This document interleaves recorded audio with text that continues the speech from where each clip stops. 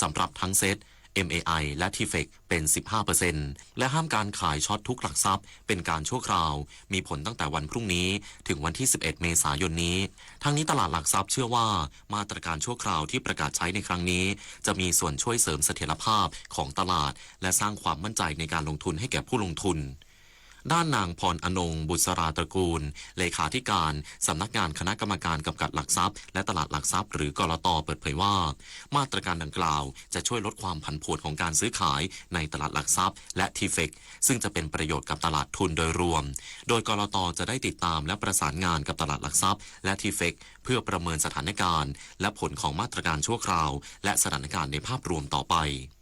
กรมสอบสวนคดีพิเศษเตรียมลงพื้นที่ตึกสตง.ถล่มหาพยานหลักฐานเพิ่มเติมพร้อมขอให้3ผู้ถือหุ้นใหญ่ชาวไทยบริษัทไชน่าเรลเวย์เข้าพบพนักงานสอบสวนเพื่อให้ข้อมูลที่เป็นประโยชน์พันตำรวจตรีวรนันท์ศรีล้ำผู้อำนวยการกองคดีคุ้มครองผู้บริโภคในฐานะโฆษกกรมสอบสวนคดีพิเศษหรือ DSI เปิดเผยว่าคณะพนักงานสอบสวนคดีพิเศษเตรียมเข้าพื้นที่อาคารสำนักงานการตรวจเงินแผ่นดินหรือสตง.ที่อยู่ระหว่างการก่อสร้างพังถล่มจากเหตุแผ่นดินไหวเพื่อเก็บรวบรวมพยานหลักฐานซึ่งจะประสานหน่วยงานที่เกี่ยวข้องดำเนินการร่วมกันทั้งกรุงเทพมหานครเพื่อขอเข้าพื้นที่กรมโยธาธิการและผังเมืองที่จะดูเรื่องของโครงสร้างสำนักงานมาตรฐานอุตสาหกรรมหรือสมอ.ที่จะดูเรื่องวัสดุก่อสร้างซึ่งจะต้องขอเอกสารสรุปผลรายงานการตรวจสอบคุณภาพเหล็กเส้นที่ใช้ในโครงการก่อสร้างด้วยขณะเดียวกันขอให้กรรมการผู้ถือหุ้นใหญ่บริษัทไชน่าเรลเวย์นัมเบอร์10ประเทศไทยจำกัดบริษัทผู้ก่อสร้างอาคารสตง.ซึ่งเป็นชาวไทยทั้ง3รายให้ความร่วมมือเข้าพบพนักงานสอบสวนคดีพิเศษเพื่อให้ข้อมูลที่เป็นประโยชน์โดยเฉพาะการเข้าไปเกี่ยวข้องกับการทำธุรกิจขนาดใหญ่และหากพบมีเรื่องการหัวประมูลก็จะขยายฐานความผิดเรื่องฟอกเงินได้จุฑามาศรักษาพันธ์รายงานจบข่าวอานนท์นันตะสุคนอ่านรับฟังข่าวครั้งต่อไปเวลา 19:00 น.ติดตามข่าวที่นำเสนอไปแล้วได้ที่ www.thainews.prd.go.th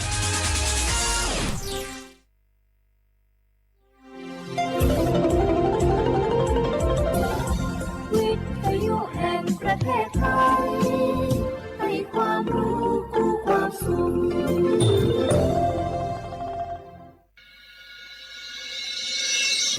สถานีวิทยุกระจายเสียงแห่งประเทศไทยจังหวัดเชียงใหม่ AM 1476 กิโลเฮิรตซ์สถานีวิทยุภาคภาษาชาติพันธุ์แห่งเดียวในประเทศไทยที่มีความทันสมัยเชื่อถือได้สร้างอัตลักษณ์กลุ่มชาติพันธุ์สู่สากลนกกระดาษจากทั่วภูมิภาคที่คนไทยทุกคนช่วยกันพับขึ้นมาส่งไปแจกจ่ายให้กับพี่น้องชาวไทยใน3จังหวัดภาคใต้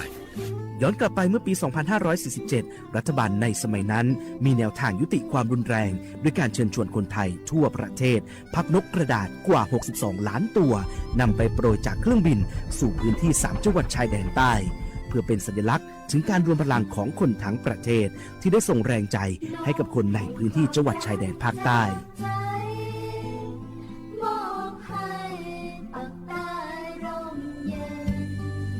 นกกระดาษกว่า 62 ล้านตัวที่โปรยมาจากฟากฟ้าในวันนั้นได้นำมาก่อสร้างเป็นอนุสาวรีย์นกสันติภาพที่ชาวจังหวัดนราธิวาสเรียกกันว่าวงเวียนนกผ่านมาแล้วกว่า 20 ปีอนุสาวรีย์นกสันติภาพยังคงตั้งตระหง่านและกลายเป็นสถานที่จุดเช็คอินของนักท่องเที่ยวแม้ว่านกสันติภาพตัวนี้จะไม่สามารถส่งเสียงได้แต่ก็คือสัญลักษณ์แห่งความหวังด้วยหวังว่าวันหนึ่งบ้านเมืองจะกลับมาสงบสุขและมีรอยยิ้มอีกครั้งสันติสุขชายแดนใต้สร้างได้โดยสันติวิธีโครงการสร้างความเข้าใจและประสานความร่วมมือทั้งในและนอกจังหวัดชายแดนภาคใต้สำนักประชาสัมพันธ์เขต 3 กรมประชาสัมพันธ์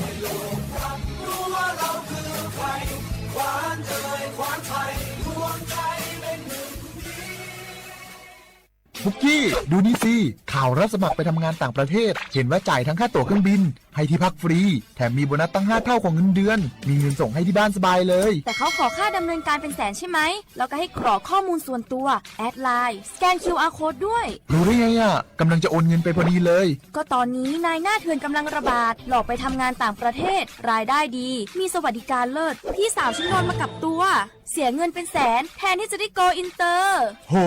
แบบนี้ก็พังหมดสิขอบคุณนะที่เตือนเกือบไปแล้วไหมล่ะเราคิดให้ดีก่อนเชื่อเช็คให้ชัวร์ก่อนแชร์แยกแยะข่าวก่อนตกเป็นเหยื่อไม่เชื่อไม่รีบไม่โอนโดยสำนักประชาสัมพันธ์เขต 3 กรมประชาสัมพันธ์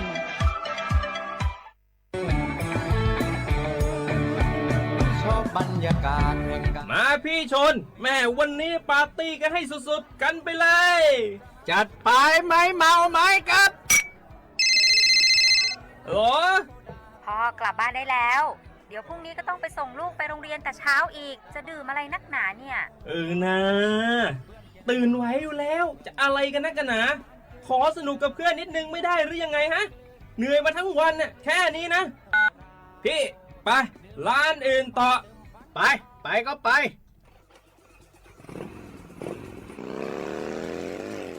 เฮ้ยพี่ทำไมรถคันนี้มันขับช้าจังเลยเนี่ยแซงไปเถอะแซงเลยแซงไฟแดงอ่ะฝ่าไปเลยพี่ตรงนี้มันไม่มีกล้องไม่โดนจับชัวร์เอาวะไปก็ไปเฮ้ยพี่ระวังรถ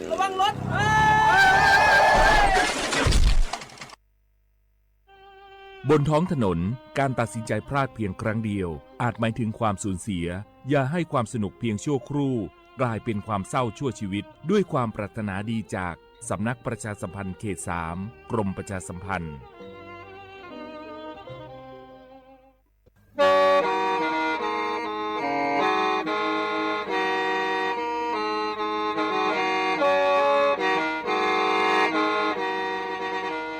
đầu núa gió bóng chua sang xua cú tế chờ thai đợi lũ xén trăng mải lũ chai hà lù mong inu tế hà o già giáng sơn du tế hà thầu sư hở chữ tiếng dù trao tiếng giáng trong tu tế hà thầu sư hở cầu sang tiếng dù cầu gì tiếng trang tờ nợ sáng AM kế ý chánh bao bùa sang chậu trào kHz đầu nó mong do bé lùng mong suốt lờ so cá nồng tàu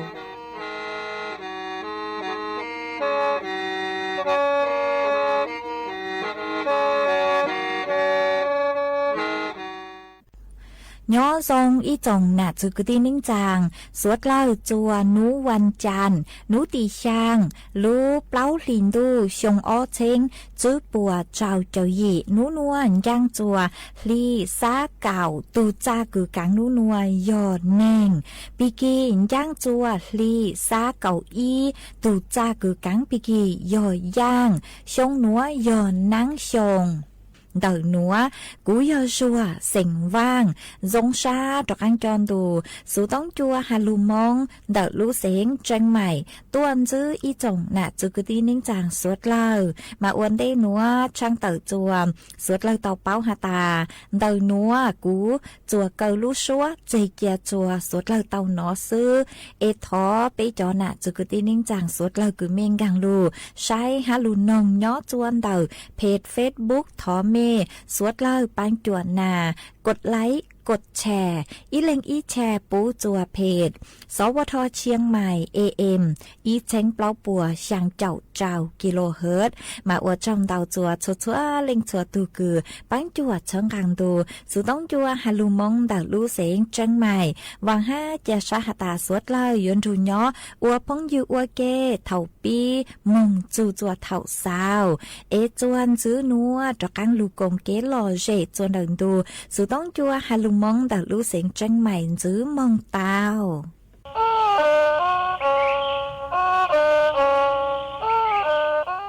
đồ ni cứ tiền là mẹ tề dây sút lơ trong rề là ti chờ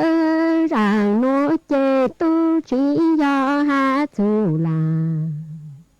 phang là do chi gì do yo ha chu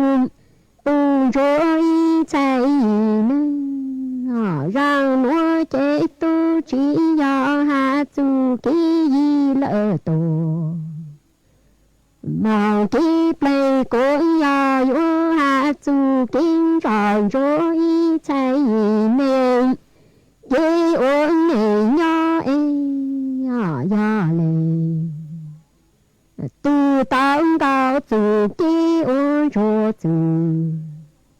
làm chuông cao chế ti mong mơ uống lu bàn lu rô hạ tam y chạy tê chế tung bộ chín ra vì gió tu bù cho uống này nhỏ chế chờ chỗ phang tổ chỗ khó ti mong mơ ô lu bàn lu rô hạ ta y chạy tê chế tu chi chân bộ ê yo lệ chỉ tô cho lệ nã chê ti mong uống lu băng lu rô hạ tam dì vãng cầu chê chi vãng truyền chi trồ nơ nì chi yo hạ chu gì vàng cầu ê chi vàng nho chi chê làng cang yo hạ chu bù chùa chu kê uống này nho cứ chờ lu chờ giáo tu chỉ một tu băng nì chỉ yo hạ chu gì vàng cầu ê chi vàng nho mong chả câu yo hạ chu bù chúa luôn này cứ chờ lu chờ giáo tu chỉ một tu bao nữa vì dâm y chạy tê chê bồ chính ra vì dâm bồ phô cứ lợn bồ chúa bùn rô uống này nhỏ y chạy tê làm bùn rô ô tao ô thì ra ô chô y chạy tê chê tu bồ chỉ tao ra cô bùn rô y chạy tê chê luôn rạng sinh rạng nhang ê tê lê nụ hú lu hoàng lu chê chê ya bùn rô tô chạy tê có nơ chàng em lô mùa chữ cứ lỡ mùa cầu chế trong tù có rô lên chỉ yo hú lên nã ta chán lên lu ê tê ôn mong chế hôm bùn rô tu chỉ mùa chữ chỉ mùa cầu chế cứ mong cô tông tiền đó kia tê mong mơ ô lu bàn lùn rô ta bùn rô chê ô lang ô chu lô tiền đó kê hôn lô mô chữ cứ lỡ mô gạo chê lên chỉ ô ô rong hà lên nã ta tăng nô chê tăng chi tăng lòng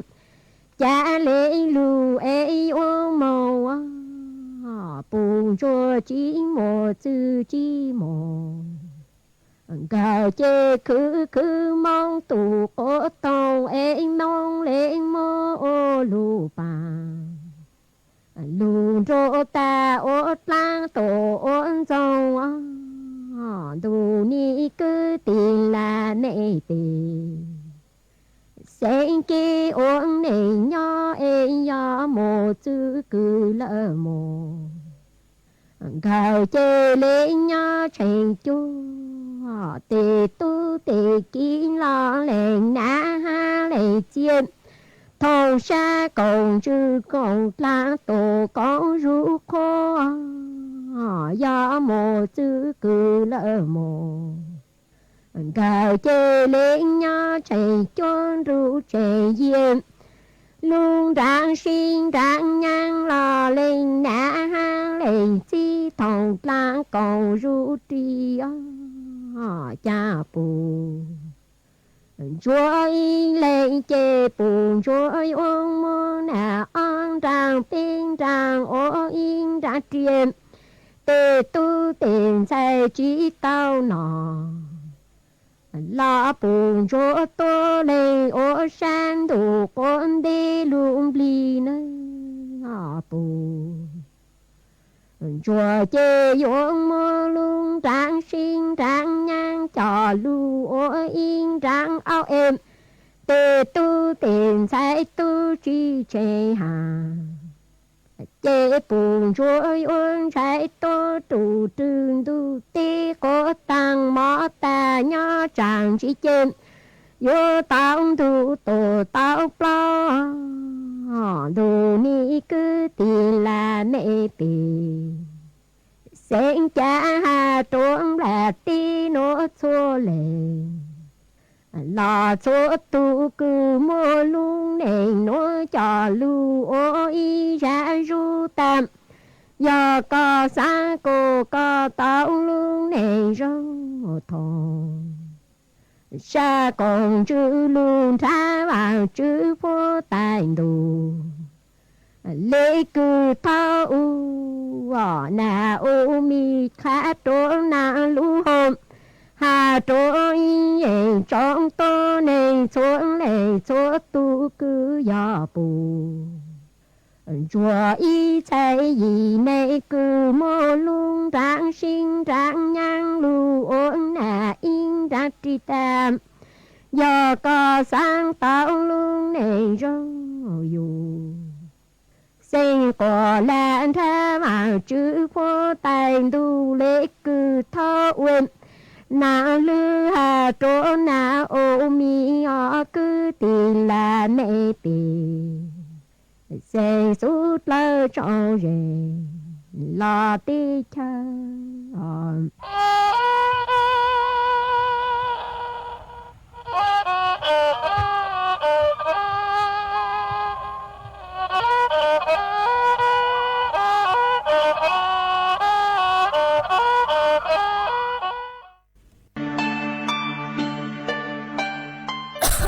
Đâu nữa phốt chua chư rong lê gió băng phốt á ôn PM 2.5 đau hẹn ô băng chư tàu lê do cơ lo mà do bé chỉnh chia rong lê nữa gió ô chua mua tánh mèn chua suốt lờ há chó tú chẳng tế thờ lú chế tàu chư tăng lên đỡ sẽ đi kịp chư rong ha e bé gió sư băng lờ tánh mèn lấy chàng dông dông gì sư lù bí chuan đầu YouTube khen chót lỡ tem lông khua tê khai giả lù lông báo kế ô la ô tê chót lỡ lù sứ kế thải phao tê múa tem lông khua lù ô chỉ cho lù sứ bán tí thái số tờ do bù mua kế lỡ hà chua cho nụ chữ cho nó thi mong sứ bán tùa há sứ bán cho sống tồn ô của bố chua rồng chê cho tú chẳng tế thờ dúa tua chẳng chống ruột bù do suốt lao sư bán lấy nữa phố chua gian dúa rồng tua do cơ lưu sư bán ua của phố chua rồng chua nền thái há cho tú chẳng tế thờ kế thơ chu luôn tờ sắm nắc ประชาสัมพันธ์เขตแป้กรมประชาสัมพันธ์ส่วนซื้อหนัวอยู่มวยอีช่างลูกเป้าจะหลุดทางจัวสวดเราเต้าเป้าหาจูนเต่าจอตัวนึงคือปืนเจ้าจูเจ้ากลัวเจ้าชั่วโมงยัวเต้าเจ๋งฟางมัวเป็นสื่อยัวอวจัวมัวตุ่มม้ออัมพาคเต้ามาเจ้าเล่ช่างหนัวเต้ามัวตูหนูจื้อคือชั่วคือหูหาตาในแพทย์สุรัตน์ตันประเวศตูหนูจื้อคือใช้ชัวจอปังลื้อฮะระบบประสาทกูเต่าเต่าต้วนถั่วเต่าฮาเลนัวหาตาเดาเก็บปื้เจ้าจูมาเยอะอีอย่างคือเจ๋งเจ้งกึ่งเก่าเล่มาโยหาตาเถาตือคืออยู่ปื้เจ้าจูเจ้าเจ้าหนูเจหนูมัวเป็นสื่อคือยัวอวจัวจื้อเต็งแมงจวนเดาเป๊จอศูนย์ช้างคือย่อจวนเดาเป๊จอปังลื้อเตาชื่อเส้นยอจวนเดาจอตัวหนึ่งคือมัวภาวะเมตาบอริซึมซินโดรมฮะจอป้อนเนี่ยจอตัวหนึ่งคือมัวนุ่งยงเปล่าเจ้าจื้อจูเจ้าเจ้าจื้อชงฮะจอตัวหนึ่งคือมัวภาวะช้างซ่ามาสุดเลยอยู่เตาเจียงฟ้าหนอ โยฮาตาอีหมอก็ปือเจิดลัวเจ้าชั่วโมงเถายังจวนนู่หล่อชื่อเตาปืออีหยบปลาเลมาอยู่จัวมั่วความเสี่ยงกึนจื้อเต็งเหม่งดอยจอศูนย์ช้างกึนย้อจวนดอยจอปังลืออัวจัวมั่วเป็นสื่อมั่วตุงง้ออัมพาภาคเตาหย่อยหยี่เจ้าอ้อเฝ่งปัวมาวิเลนเดอร์เปยจู่เตาปือเจ้าจูกว่าเจ้าเจ้าสู้เปลูเจกว่าเจ้าเจ้าชื่อเสียงยอจ๋อตัวเองคือมั่วภาวะความเสี่ยงเจ้าเลยคือเตาหาตั้งจะหาจ๋อตัวเองคือมั่วภาวะเมตาบอลิซึมซินโดรมเราชื่อจ๋อตัวเองคือมั่วภาวะเดอตุ่มหม้อช้างชาจ๋อตัวเองคือมั่วนุ่งยงเปล่าเจ้าจื้อจู่เจ้าจื้อชงเหล่ามาจ๋อตัวเองคือเตาหาตั้งหนัวยอหาตาเมปือเจอซื้อหนูเจหนูกูมัวเป็นสื่อคือหยวนจื้อเต็งเหม่งเจ้าเลยคือเตาหาตั้งมาวิเล่นดาวยัวเตาสู้อยู่รู้เจกว่าเจ้าอ๋อมากูมัวจะหลุดทางอวยเก็บเป้าเลยหนัวจัวสดเลยเตาเป้าเลยหนัว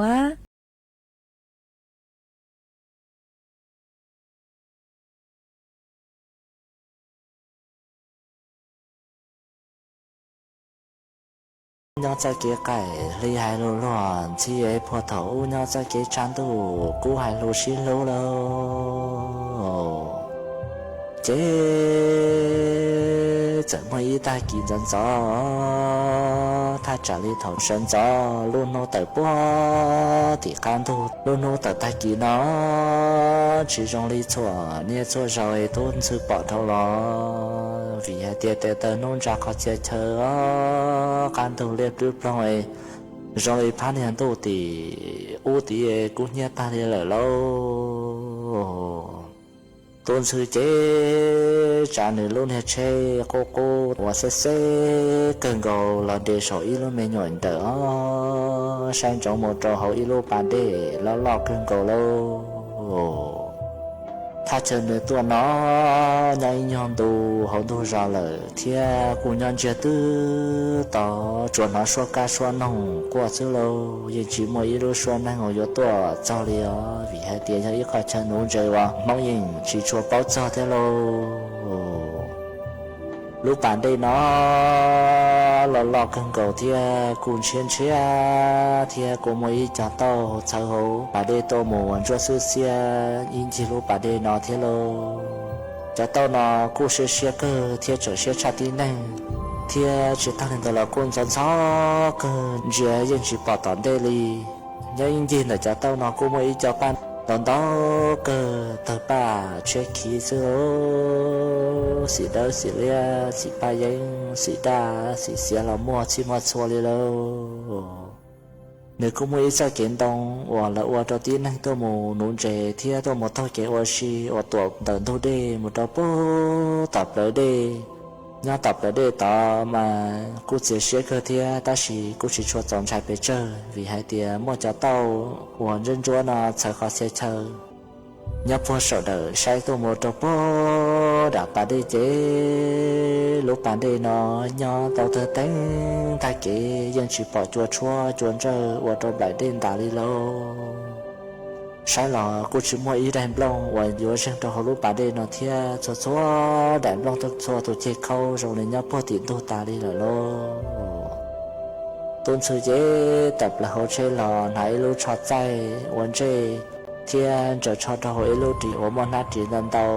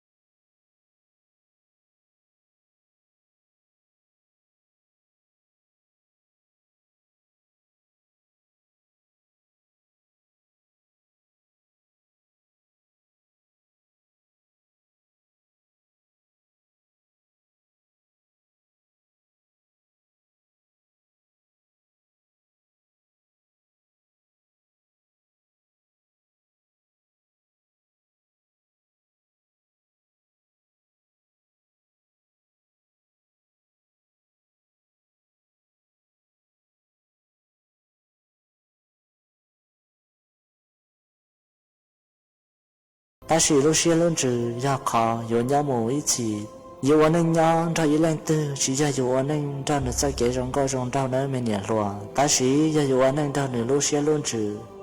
thia của tương thiệt tao nữa blog của xong là đấy không cầu đi là ho của màn thiệt tao tôi xong lên nữa chân thiệt dây giống gì chê có mình nhẹ lâu tới mùa anh anh tao đấy hàng lợ nhẹ lùa lúc xưa tôn sư bao tới lấy gì tôn sư mà chạy đùa họ cho hạt tao mù lời tạm đi nửa sáng một sau sẽ bố cho tủ này nửa bao hậu đan tôn bao sủa và nửa nia rầu chỉ thiết bỏ cho xe rầu thầu nửa bự cho rau và chia nửa thứ giờ si giờ chia đi bóng thả cho hậu á lô ta xin đó chế cho xua thả lô giờ chia đến chia tu tỏ chỉ nói ít đôi xua hay lô đi lời tôn sư sao lại bị hỗn tê bỏ lông giá rồi lô ta xin đó giờ chụp lấy tu từ hoàn lại cho xe tua một trò sổ bóng đê từ tròn khẩu vào lo trò hậu bà đê lở lô chỉ bao họ tiền sợ cho đã chi đi lô tôn sư trò sự trong gì sẽ giả nữ nhục khó bỏ nó giờ chẳng là do nữ khó một tay và rảnh tu mua xứ lô nữ sai thiết sai tỏ thiết tỏ chỉ bỏ mà đã chỉ giờ trả đi lợ nữ sẽ muốn thâu tránh hết tao chờ trơn trơn đỡ trâu là bể to một sao là bố bể lớn để sai na ha và cha nữ sai gì có chiếc khó chờ và cha nữ sai gì nữ cho ba nó nhau chỉ đến nữa nữ lý cầu đàn ba giờ mua bùa chữ lâu chi lu hậu bà đây tôi mua lô ta xin tới chế giờ chụp lời ý chọc lo hậu đã cho cô chỉ cho nha đến đây chế tập lời luôn trên mua và chế giờ ý tuần xài luôn câu rồi rong câu cần câu đi lâu luôn trên mua che kỹ họ đến giờ là liếc lại họ tới mua là che kỹ lâu lâu mua lần thấy lòng họ và không một cá chỉ cần cầu để nữ bán chê cha nữ sẽ cho y chụp khứng chê và cơ dân ta chỉ cần cầu đi do món nhà cho lọ và nữa lúc khóm họ trở sang trong tôn sư xưa lâu chế trở lên vô nhà còn hiện đơn bao và đầu tôn sư giống ta tôn sư chế sản để trong lý tôn hệ bê thỏa lợi xưa lâu tôn sai luôn có nửa luôn đùa mà chữ rồi họ bà đê tua nửa ná ý đại tia đã cần cầu chỉ ta hiện tại là đại tia nào cô chạy ra chạy rằng uống lòng đồng nhiên lòng đồng cô in xin đại tia thia đại tia nào ná tàu phí nửa cần cầu nửa trả họ đây là dây rồi trong đời tôn sư lâu bà đê to là rong đi nửa tao chế là một sư lâu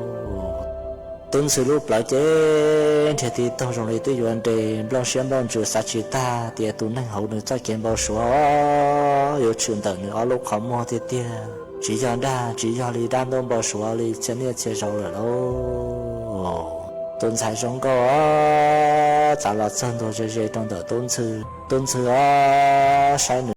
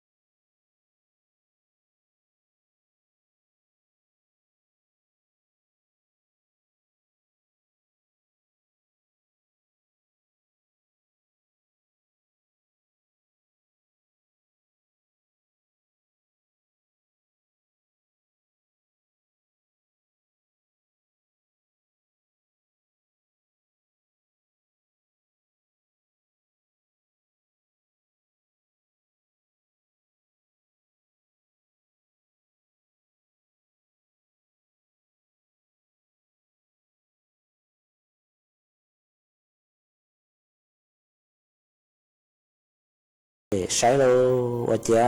đại đệ trở tuôn cầu tuôn sư trái tề tuôn họ tuôn sư tờ hội có chơi nung trên tờ một trò họ bà đê là lô và trò nung đọc lo trò họ bà đê tuôn chúa tuôn sư chế biển bờ thiên trái lần trái lô vì nó chỉ trái đê ta sĩ đại đệ tuổi trở nhỏ trái tề đại đệ tuổi tuôn sư trái tề trở chế đại đệ trở hai tia cứ mù gió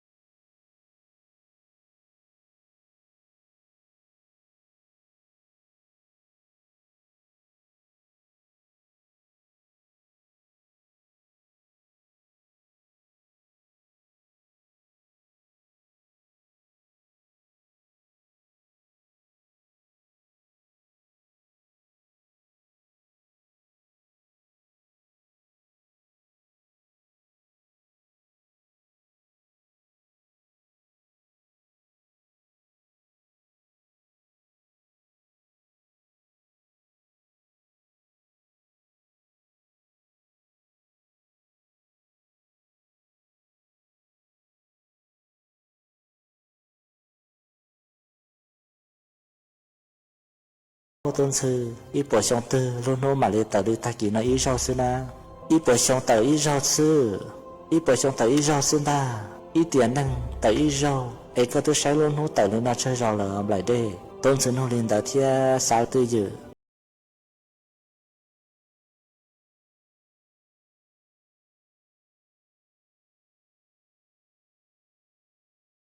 ta sai nó đi rồi lại đây tế lì thia sang trọng thì căn tu và liệt liệt trong sơ lâu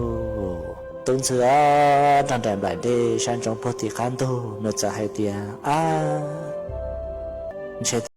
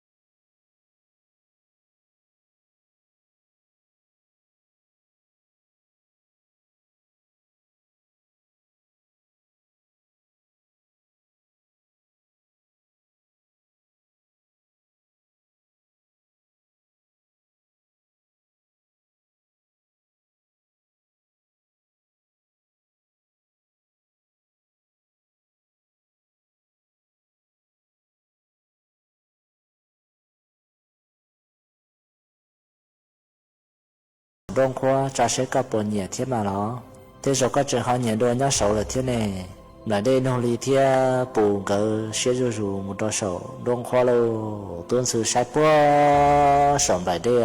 bỏ ý lô rong lý lô nô chín trái ya sầu lô nứt chân nông gì tiền lúc sầu bỏ ya lô nô nà ya là má lúc sầu ya bé lô nô ta xin nó nửa tới giờ ta xua lại đây giờ tê lì hoặc chứ nhắc bộ sòng bóng đây gỡ lô tao họ giờ chụp lại họ đây tua lô tuân sự thì say nhìn gỡ hoặc chứ ta trong họ bề mà chúa xia hai rong nô chân họ mua là in cho mua lô hà bà tên trái ép phụ tiền tu đây sòng tu là can đi ta sử dụng lấy luôn tu là lái cơ lì hoặc dùng lấy sòng tu giờ đây sư nông đỡ dàn cho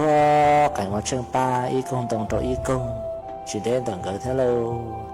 số cá số nông là qua khó xét qua rồi mình bảo số cho tôn sư tôi chỉ cho tiền đâu và chỉ nhà chỉ đến tận cỡ cô mấy lúc mình nhỏ rồi bỏ trong tận thôn đây bỏ nơi ôn nụ rồi thì ba thợ chơi khiến gì lúc rồi đó lâu lúc rồi nó tới chế cho chế dây trên dây chùa sư chỉ cho chế phên xua đi số gia chứng lại đây lúc rồi tới bỏ cho con luôn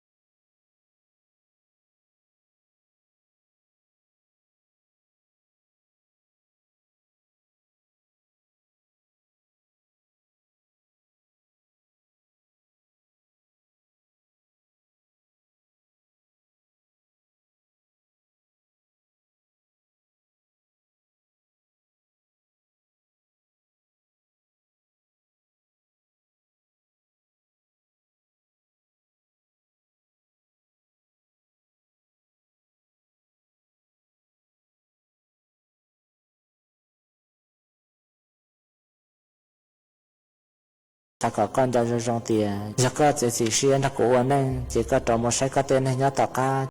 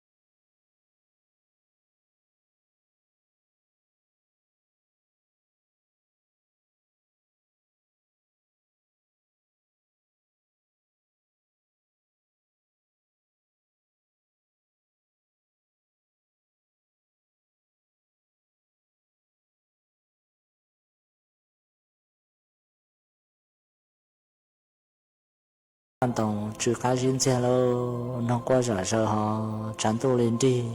tuân sự thiên lại đây thả lũ luôn như nhà mù lợi rùa rù từ giờ rõ tuân sự sẽ chỉ cho ta và sa thảo cơ nửa tuần bao số đan tu mà chẳng là tế tiền chỉ do và bao số gì là lô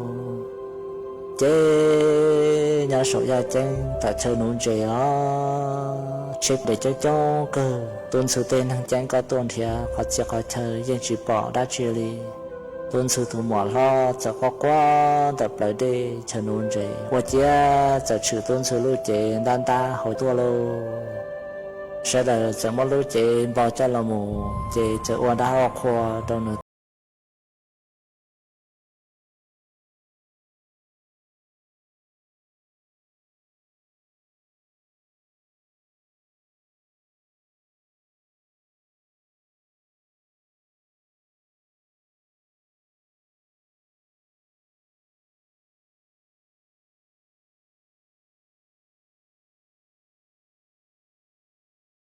的路上，我个娘的当到乡大家的日子，路是自大，接到这事了这了。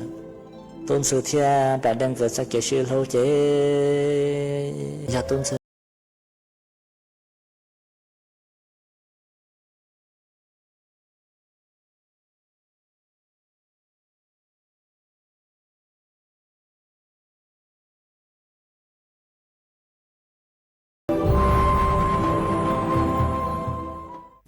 ý chồng nà chữ cứ đi nính chàng suốt lờ lũ sư hở cu tứ dúa tăng lờ chè cuốn dạy mê suốt lờ mừng chùa lũ sư hở bảo lê nụa sư ế bê mảng trọ cáng lù sướng dứt lùa chua nẩn đù sú tông chua hà lù mong đã lũ xanh tranh mài tàu chua thầu tăng kỳ sơn dũ lũ sư hở chữ tên chù chua trao tên thầu giáng trong đu lũ sư hở cào sang tên chù chua cào dì tên mà nú nụa ua trong đào chua mê chua chua chua từ cử cô bán chua chân càng đồ số tống chua hà lù mong đã lú xanh tranh mài ha ê thó của mê chua lên chua tùn chứ kế no căng nhỏ rồi mua kế căng xa nhỏ rồng suốt la